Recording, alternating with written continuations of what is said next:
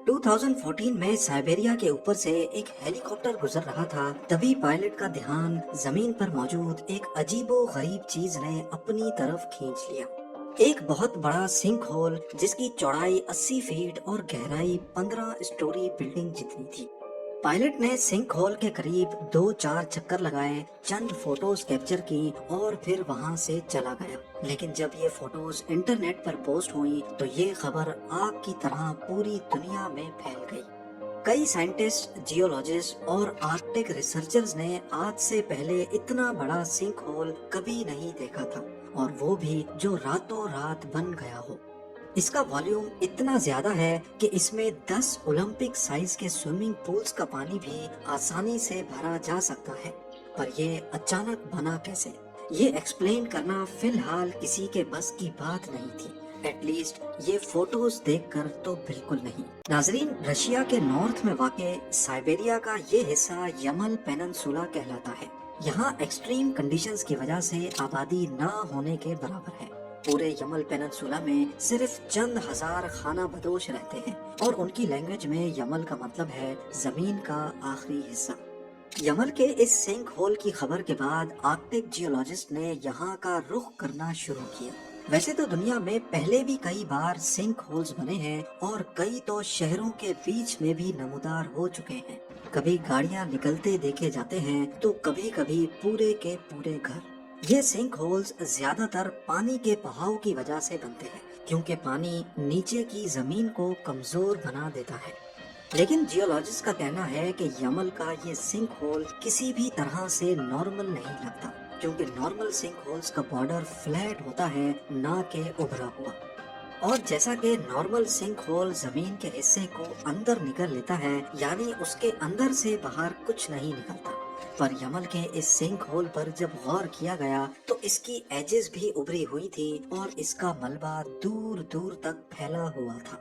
पत्थरों के टुकड़े 200 से लेकर 900 मीटर के रेडियस तक फैले हुए पाए गए। इस तरह का मलबा वहीं देखने को मिलता है जहां कोई एस्ट्रॉइड आकर गिरा हो। पर रिसर्चर्स को सिंक होल के अंदर किसी एस्ट्रॉइड के टकराने का कोई भी एविडेंस नहीं मिला। साइंसदानों का ख्याल है कि ऐसा सिर्फ एक ही कंडीशन में हो सकता है, एक बहुत बड़ा कुदरती धमाका। नॉर्मली जमीन के अंदर उबलने वाला लावा इस किस्म के धमाके पैदा कर सकता है, पर अगर ये सच है तो सिंक होल से बाहर निकलने वाला लावा या वॉल्केनिक रॉक कहीं तो नजर आए। इस सिंक होल के इर्द गिर्द पत्थर तो हैं, लेकिन इनका वॉल्केनो से दूर दूर तक कोई रिलेशन नहीं बनता। फिर आखिर क्रेटर जैसा दिखने वाला ये सिंक होल बना तो बना कैसे? ये जानने के लिए इसके अंदर हवा, पानी और मिट्टी के कुछ सैंपल्स कलेक्ट किए गए, और इस बार साइंसदानों को एक दिलचस्प सुराग मिल ही गया। इन तमाम सैंपल्स को जब टेस्ट किया गया तो इसमें एक चीज बहुत ज्यादा क्वांटिटी में पाई गई, मीथेन गैस। खाना पकाने और गर्माइश के लिए इस्तेमाल होने वाली मीथेन एक नेचुरल गैस होती है जो कि कार्बन और हाइड्रोजन के साथ मिलकर बनती है। अगर ये ज्यादा क्वांटिटी में हो तो हवा से मिलने पर इसमें फौरन आग भड़क उठती है। अब इस बात के काफी ज्यादा चांसेस थे कि ये सिंक होल जमीन से निकलने वाली मीथेन गैस की वजह से बना था। ये मिस्ट्री अब साइंसदानों के लिए खत्म हो चुकी थी, और उनका इस मामले की गहराई तक जाने में कोई इंटरेस्ट नहीं बचा था।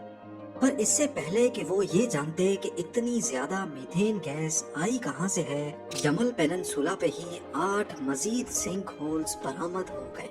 ये सारे सिंक होल्स भी सेम उसी तर्ज के बने हुए थे कि जैसे यहाँ कोई धमाका हुआ हो। जब सैटेलाइट इमेजेस में देखा गया तो मालूम पड़ा कि 2014 के बाद यहाँ एक के बाद एक सिंक होल्स बनते जा रहे हैं। तेजी से बनने वाले सिंक होल्स आखिर किस चीज का इशारा दे रहे थे? साइंसदान ये जानने के लिए अब फिक्रमंद होने लगे। लेकिन इससे भी ज्यादा बेचैन करने वाली चीज ये थी कि इन तमाम सिंक होल्स का क्लाइमेट चेंज के साथ बहुत बड़ा कनेक्शन था। 2014 में यहाँ सबसे पहला सिंक होल बना था, और उसके अगले ही साल साइबेरिया में रिकॉर्ड हाई टेम्परेचर नोटिस किया गया, और बाकी तमाम सिंक होल्स भी इसी हाई टेम्परेचर के दौरान ही बने थे। 19वीं सदी की शुरुआत से लेकर आज तक पूरी दुनिया का एवरेज टेम्परेचर 1 डिग्री सेल्सियस तक बढ़ा है, لیکن آرکٹک سرکل میں ٹیمپریچر بڑھنے کی اسپیڈ ڈبل ہے۔ تو اب سائنسدان یہ سوچنے پر مجبور ہو گئے کہ ان سنک ہولز کا کلائمیٹ چینج کے ساتھ کیا کنیکشن ہے اور ارتھ کا فیوچر کیا ہوگا اگر یہ ایک ایک کر کے بڑھتے ہیں۔ ایک طرف یمل کے سنک ہولز پر گہری ریسرچ چل رہی تھی تو دوسری طرف یمل سے بہت دور آرکٹک سرکل میں ہی سائنسدانوں کی ایک دوسری ٹیم کو کچھ انوکھا دیکھنے کو ملا، جو شاید یمل کے سنک ہول کی پہیلی کو سلجھانے کی سب سے اہم کڑی تھی۔ الاسکا کے نارتھ ویسٹ کوسٹ کے قریب ایزی لیک ہے، جو لوکلز کے مطابق کچھ مہینوں سے بہت آڈ بیہیو کر رہی ہے۔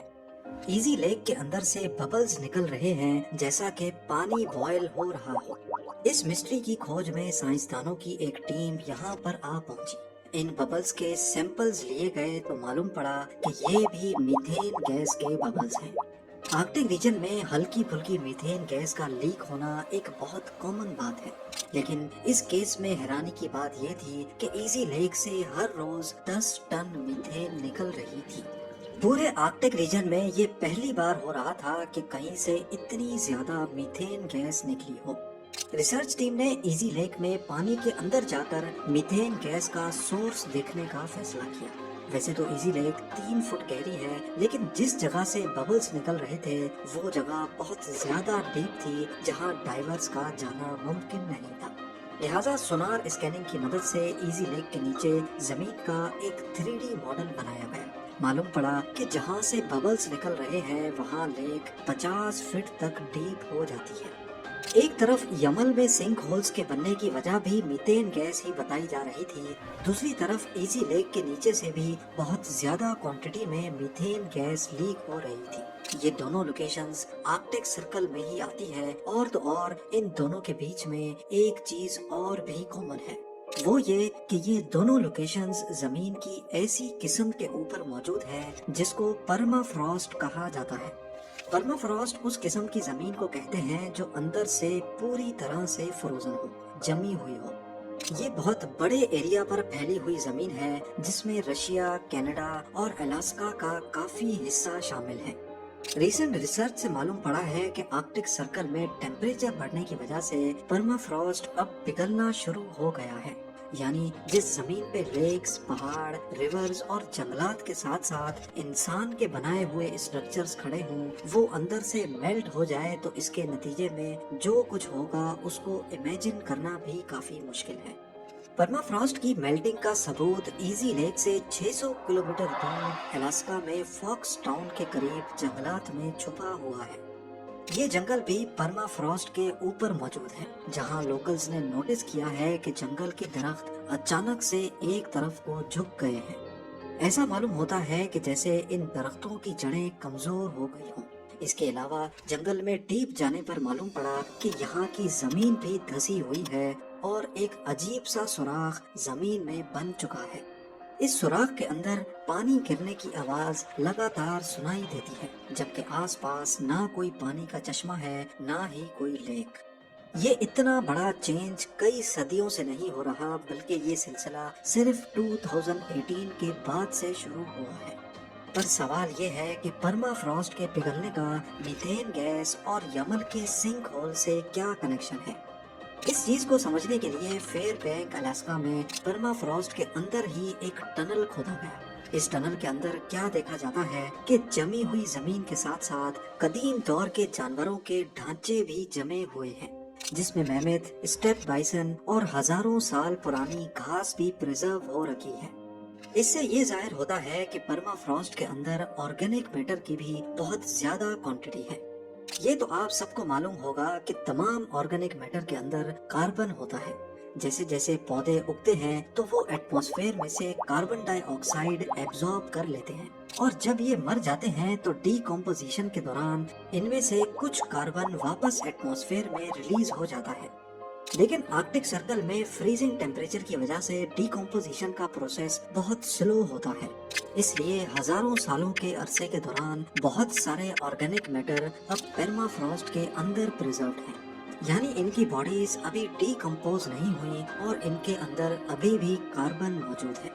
ایکسپرٹس کا ماننا ہے کہ آرکٹک پرمافراسٹ کے اندر جتنا کاربن ہے اتنا شاید پورے ارتھ کے ایٹماسفیئر میں بھی نہ ہو، لہٰذا گلوبل ٹیمپریچر رائز کی وجہ سے جیسے جیسے پرمافراسٹ پگھلتا جا رہا ہے اس کے اندر موجود آرگینک میٹر یعنی فاسلز ڈی کمپوز ہو رہے ہیں۔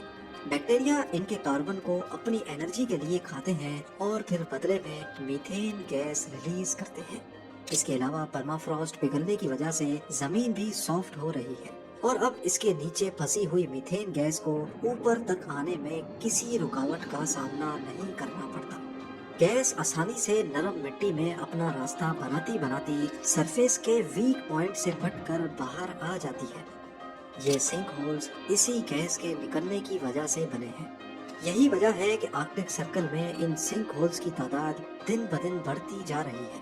ایکسپرٹس کے نزدیک اس مسئلے کا اب تک کوئی سولوشن نہیں نکالا گیا۔